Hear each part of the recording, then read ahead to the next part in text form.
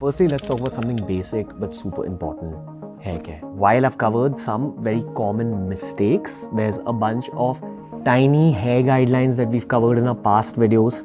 I'm just going to list some of these guidelines around me in this particular frame so that you can pause the video, take a screenshot and get a lowdown on habits for healthy hair.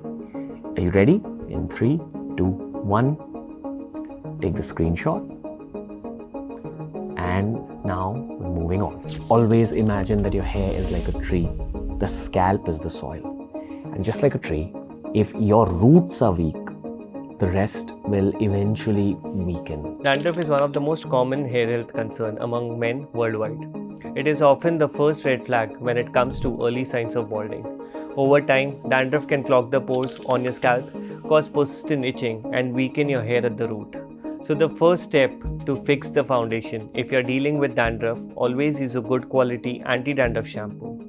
As per a 2018 study, anti-dandruff shampoos, whether they contain traditional antifungal agents like selenium sulfide or zinc pyridine or natural compounds like DPG, have proven to be effective in managing dandruff and improving the scalp health. So if you're dealing with this problem, firstly, tackle dandruff.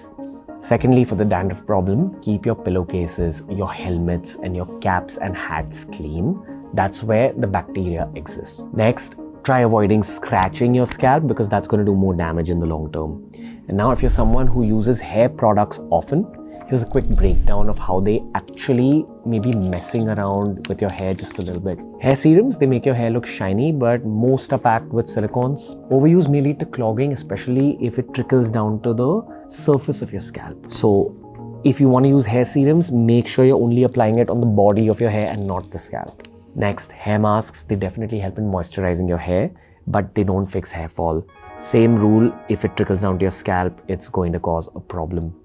Next, gels and wax, fantastic for styling. I end up using gel and wax pretty often, but you need to take a lot of care of your hair. If you're dealing with these products, you need to ensure it doesn't touch your scalp. You need to wash it off. You need to remember that these products dry out your hair. They do speed up breakage if you're already dealing with some kind of hair loss. So style smart, but also take care of the trees on your head.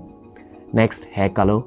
Most permanent hair colors contain ammonia and peroxide, which strip your hair's natural pigment and weaken the cuticle. This leads to thinner strands, dryness, and long-term fragility when it comes to your hair. Blow drying, again, you're adding a lot of heat to your hair. If you're regularly blow drying your hair, even on low settings, it breaks down the protein in your hair, takes away the moisture, and especially if you skip heat protection, eventually this will lead to split ends, dryness, faster breakage. And next time when someone says, this works for me, just remember what works for one scalp may not work for another. Hair is subjective, it's personal. And most importantly, hair doesn't just need styling, it needs protection as well. Now, when it comes to one of the biggest Indian hair care tips out there, I myself have always recommended that you oil your hair regularly.